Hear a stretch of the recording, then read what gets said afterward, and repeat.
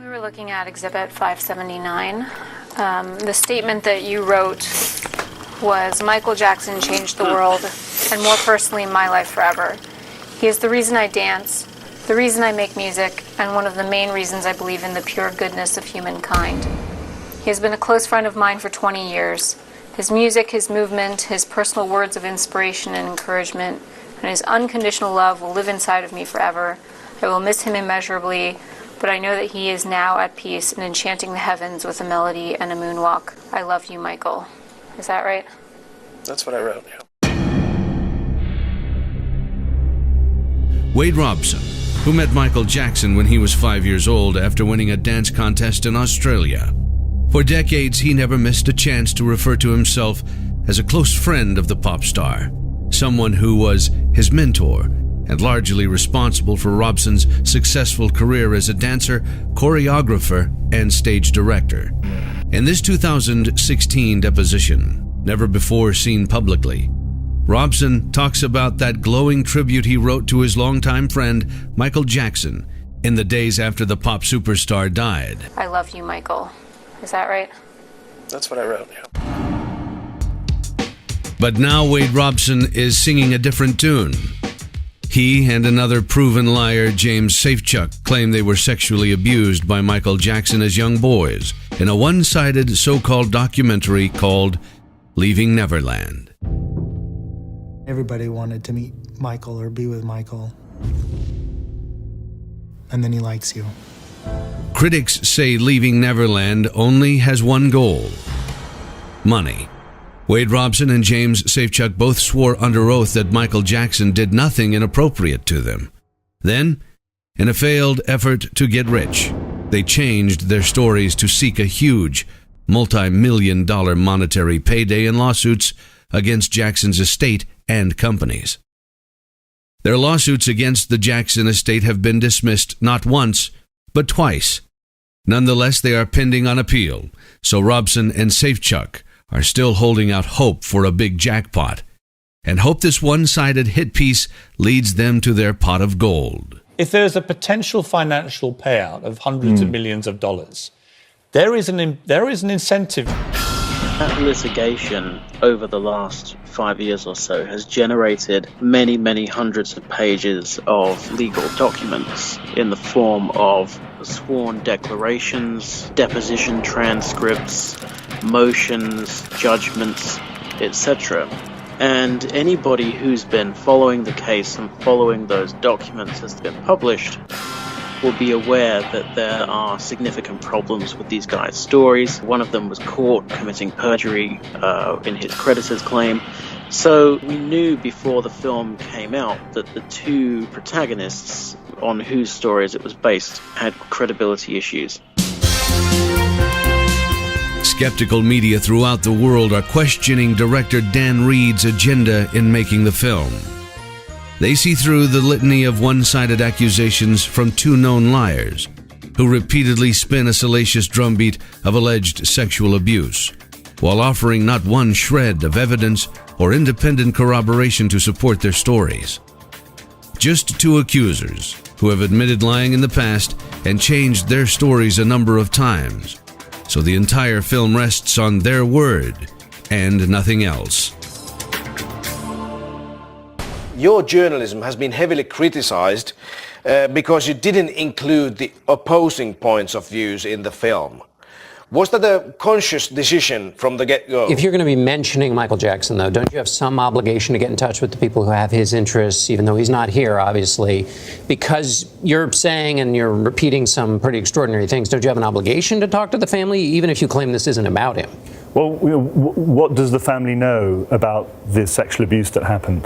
Do you think they know about the sexual abuse? But when you're doing it, this is a documentary. It is, say, yeah. Right? So when you're doing a documentary, don't you have an obligation to at least ask the question? Because you don't know what the answers to questions are until you ask. Well, we know that the family and the estates and Jackson during his lifetime and his lawyers all denied that any sexual abuse took place. And those views are strongly represented in the film. We give those views a lot of time in the film on screen. This is a huge payday, potentially, for anyone who can establish they were victims. And I'm not questioning them. I don't know the truth. I'm questioning you as the director because you never went to the Jackson family before you finished. We don't make any allegations about the Jackson family. So why would I? Well, you make an allegation that Michael Jackson's a paedophile. Yeah, so I make allegations about Michael, but Michael's dead. But he's dead. And I've put his rebuttals, his denials in the film. So the devil's advocate would say, well, OK, the guy's dead. He can't respond to this. But Wade Robson and James Safechuck are not dead. Jackson was accused in 2003 by the Santa Barbara County District Attorney, who some said carried out a personal vendetta against Michael Jackson that lasted for more than a decade. Well, we haven't ruled anything out.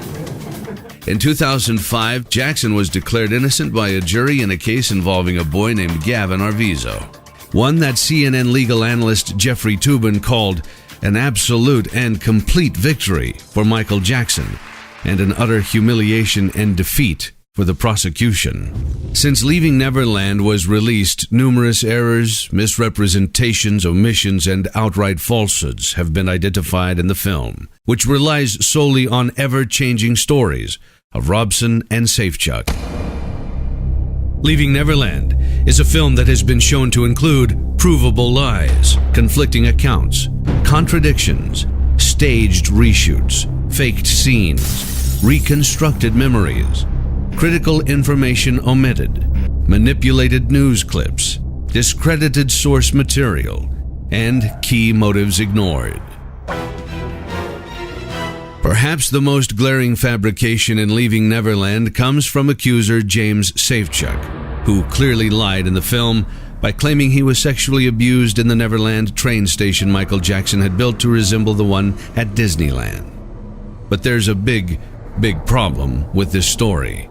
A huge discrepancy in the timeline. He says that one of the locations where Michael Jackson was abusing him on a daily basis was the Neverland train station. Right. And he vividly describes the interior of the train station. Now, this version of the story that he tells in the TV show places that abuse in the train station in 1988-89. The train station did not even open until 1994. And as you correctly say, in his sworn declarations, in his ongoing litigation with the estate, he says that Michael Jackson stopped molesting him when he was around 14 years old in 1992 because he got too old for him. Right. And the whole narrative of this film is that Michael Jackson molests boys, and then when the boys hit puberty and get too old, he then ditches them and moves on to a younger boy. That's the whole narrative that they're selling with this documentary. But when it's revealed that this location where Safechuck is describing his abuse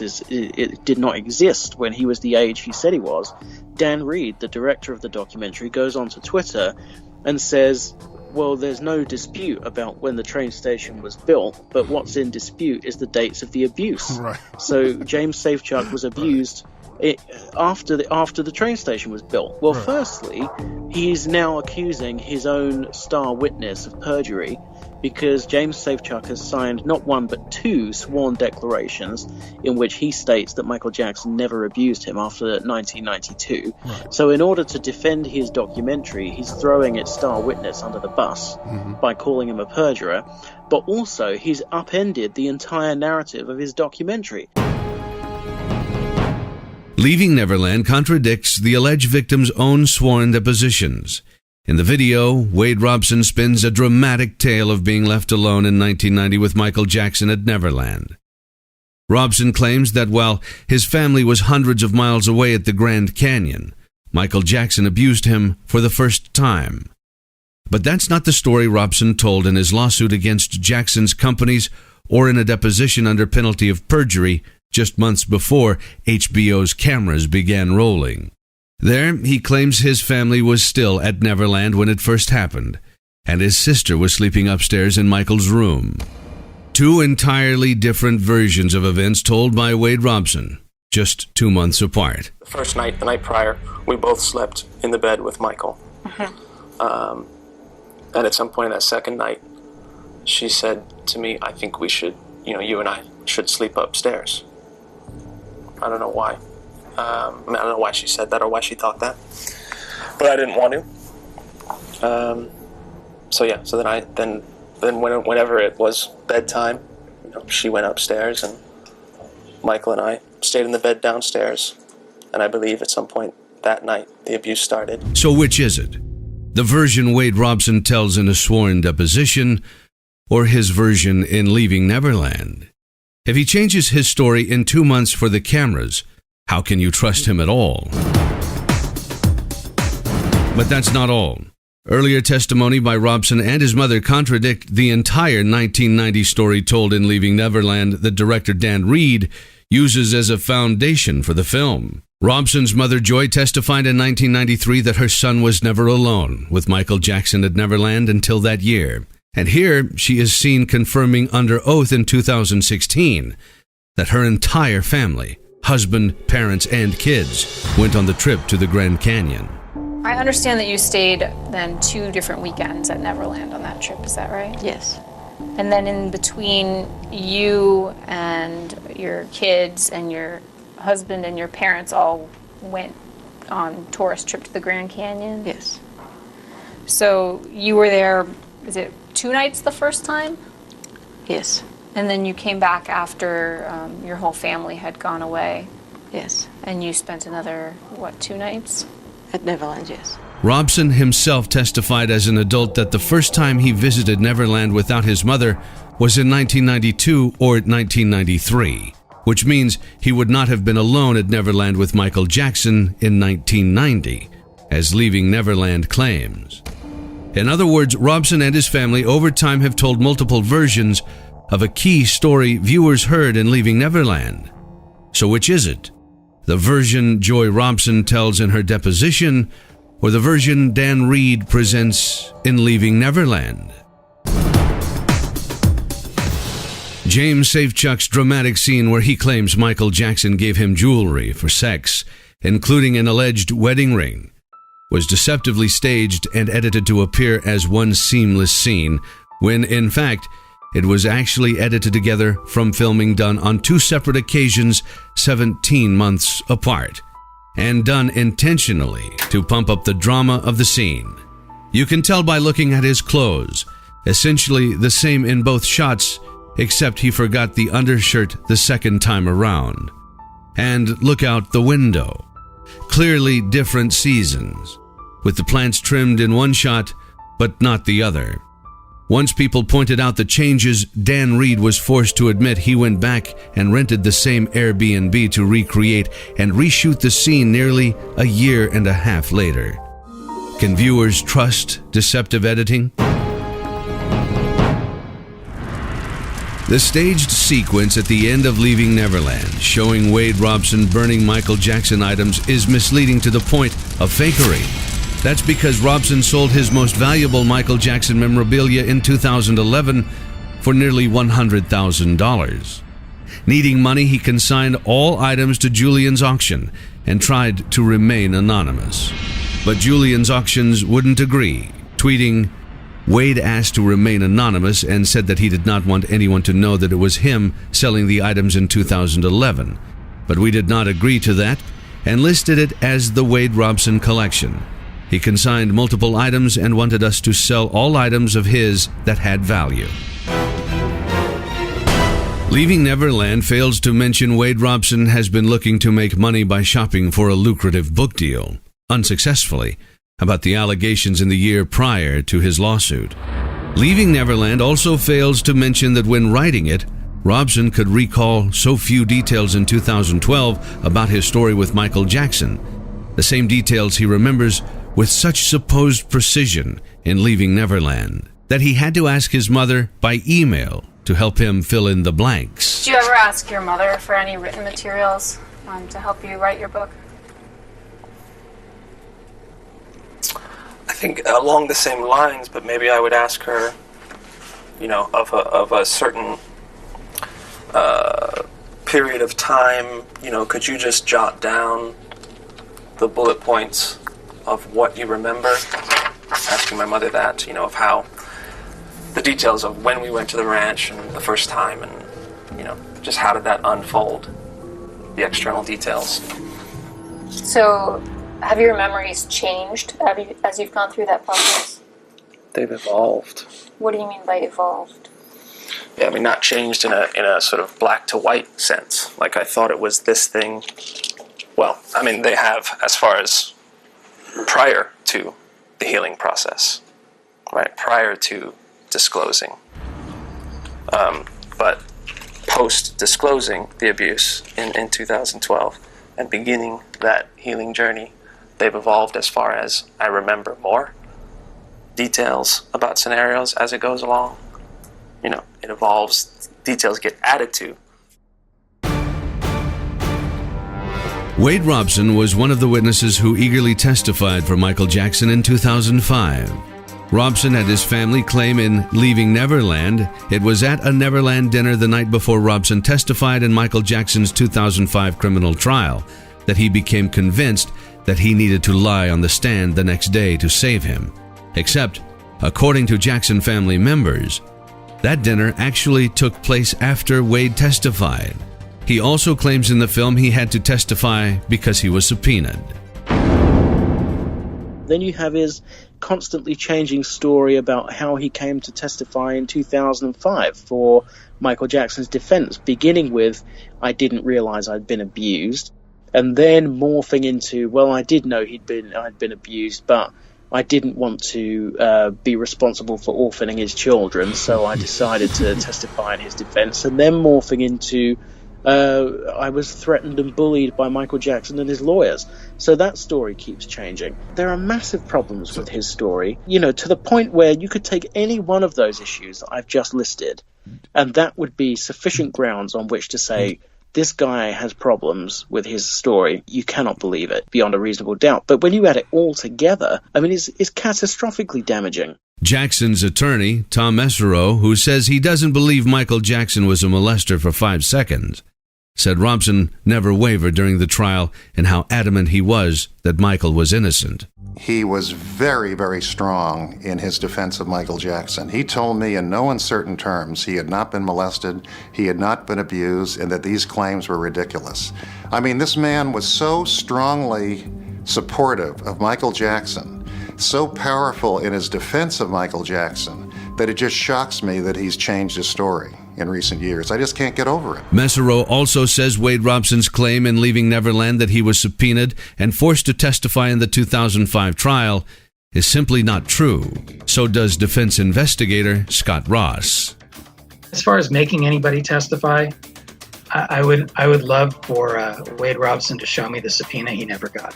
When pressed in a deposition, Robson could not provide any specifics about his alleged subpoena. Do you recall being subpoenaed for the criminal testimony in 2005? I do. Do you recall where you were when you were subpoenaed?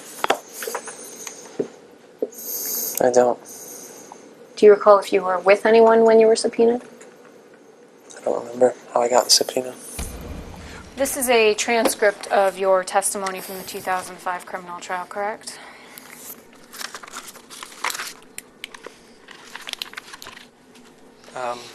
It appears to be that way. Robson now claims he committed the crime of perjury on the witness stand in 2005, even as skeptics point to the rigorous cross-examination he was subjected to. On line 18, you're asked, Mr. Robson, did Michael Jackson ever molest you at any time? And you said, absolutely not, correct? Correct. And that was a lie, right? That was a lie, yeah. Okay. On line 21, you're asked, Mr. Robson, did Michael Jackson ever touch you in a sexual way? And you responded, never, no, correct? Correct. And that was a lie, correct? That was what I had rehearsed with Michael. And you now claim that that was a lie, correct? That was not the truth, yeah. On line 24, you're asked, Mr. Robson, has Mr. Jackson ever inappropriately touched any part of your body at any time, correct?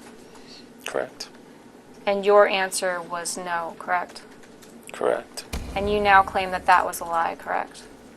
That was not the truth.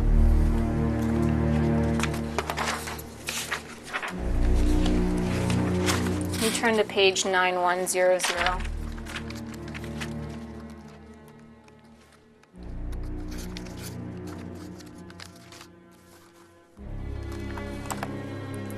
On line 14, you were asked, and at no time has any sexual contact ever occurred between you and Mr. Jackson, right? Do you see that? Yes. And your answer was never, correct? Yes. And you now claim that that was a lie, correct? That was not the truth. That's why you always start with your strongest witness. In our case, that was Wade Robson. Wade Robson had to get through 3 seasoned, experienced, intelligent attorneys. How is it that when those 3 attorneys, this was not a surprise attack, those 3 attorneys were very seasoned, experienced, 3 attorneys with cross-examination history under their belt, prosecutors, got together the night before, prepared their attack. How are they not able to break Wade Robson? If you're trying to hide the truth, you're going to waver, you're going to do whatever. And James Safechuck's claim in Leaving Neverland that Jackson pressured him to testify during the trial is provably false because he was eliminated as a witness by the judge well before the trial even began. Leaving Neverland leaves out critical information that seriously calls Wade Robson's story into question. Robson's description of Neverland as an adult was nothing like the house of horrors he now claims it was. He gushed about how wonderful it was. So we went to the studio where he was recording the Dangerous album at the time, and it's like 89, and with the whole family, grandparents and everybody, and just hung out for a couple hours and watched videotapes, and then he asked the whole family to come back to the ranch, his place that night, Neverland, and we ended up staying there for like a week. That must be every kid's dream. I mean, my dream would have been to go there too. Yeah, I mean, it's Disneyland. You know, his house was just the best thing in the world. Wade asked if he and his fiancée could be married there while Michael was on trial. Turned down because it was such an inappropriate request at the time. And Robson even shot a short film at Neverland with his wife, and in the credits, thanks Michael Jackson for letting him use his sacred land. Michael Jackson is not going to be abused. Michael Jackson is not going to be slammed, is not going to be a piñata for every person who has financial motives. Another misleading piece in the so-called documentary. A news clip of Mark Garagos, who initially represented Michael in 2003 in the criminal case, is manipulated to appear as if he's threatening an accuser after Michael's arrest. We will land on you like a ton of bricks. We will land on you like a hammer. If you do anything to besmirch this man's reputation, anything to intrude on his privacy in any way that's actionable, we will unleash a legal torrent like you've never seen. In fact, he was talking about a completely different legal case in which he and Michael were secretly videotaped on board a charter aircraft. Disclosed that those 2 video cameras, which also apparently had audio on them, were surreptitiously placed in there, were recording attorney-client conversations, and then somebody had the unmitigated gall to shop those tapes around to media outlets in order to sell them to the highest bidder. Graphic sexual details, especially in Safechuck's story, are similar to details contained in a discredited book by Victor Gutierrez, who Michael Jackson successfully sued for $2.7 million.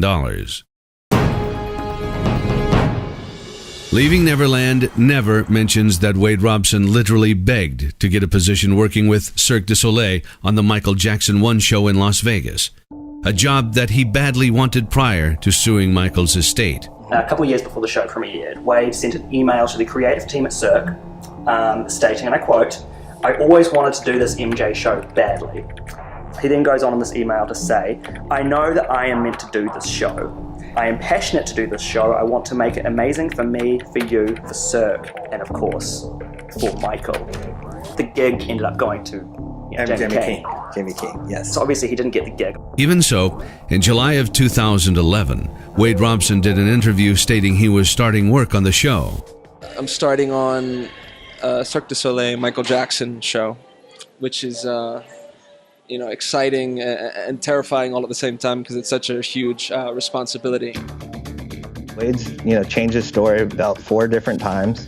I would say that Wade, decided he went to my uncle's memorial. He did tribute shows left and right for my uncle. The minute he did not get MJ1, he all of a sudden starts writing a book on the down low. No one wanted to buy the book, and then all of a sudden he comes up with these allegations. Leaving Neverland also strongly implies that 2 other friends of Michael Jackson's, Brett Barnes and actor Macaulay Culkin, were sexually abused. It suggests that other boys were lined up to replace older ones, almost like an assembly line. Yet neither was contacted during the making of the film. Instead of giving them a fair chance to respond to his smears, Reed threw up a sentence on screen for 5 seconds stating they have consistently denied abuse, seemingly winking at the audience as he does it.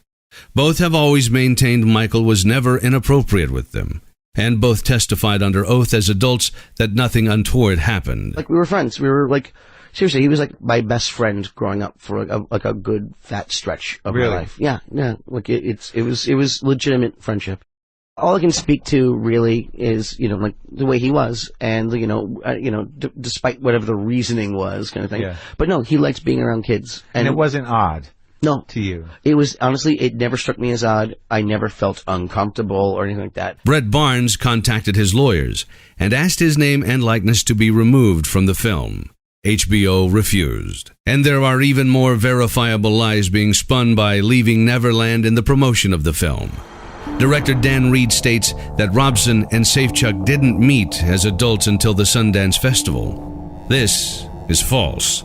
According to Robson's 2016 deposition, they spoke in 2014, and their shared legal team was present. Later, it was revealed the meeting occurred in person over lunch. Robson claimed that he was abused hundreds of times. But his deposition and his mother's depositions show that they only spent 4 occasions at Neverland while Michael was there, between 1991 and 2005. They slept a couple of times at Jackson's condo in Century City, and sometimes other people were there too, and Wade never went on tour with Jackson. So why didn't Wade Robson speak up sooner? In the film, Robson claims he was in love with Jackson, and that was why he did not speak sooner. But that's just one of the many versions he gave. He also says he didn't know it was abuse and was wrong. He thought he would go to jail. He was taught to lie about abuse, but others say it's because now that Michael Jackson is dead, he is an easy target for those who are willing to make up any allegations without risk of being sued for defamation. Every single person who accuses Michael Jackson subsequently goes straight to a civil lawyer and tries to sue him. There is never an accuser who simply walks into a police station and says, Michael Jackson molested me, what are you going to do about it? They always go to a lawyer and say, let's get rich. Did you attend the memorial service for Michael Jackson at the Staples Center? Yeah. Robson's reaction to Michael Jackson's death is telling. In Leaving Neverland, Wade Robson and his family claimed they remembered in detail his being broken up at Michael Jackson's memorial service, even more than at his own father's funeral. It's obviously intended for drama, but just a few months before the HBO cameras rolled, in his 2016 deposition, Wade Robson casts doubts on that version. It also showed he was still annoyed he wasn't invited to a private service for family and close friends. Did you cry at the memorial service at the Staples Center?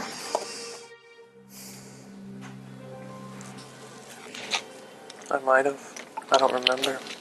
Were you invited to the private memorial? I don't believe so. Were you upset that you were not invited to the private memorial? Yeah, I was hurt. Why?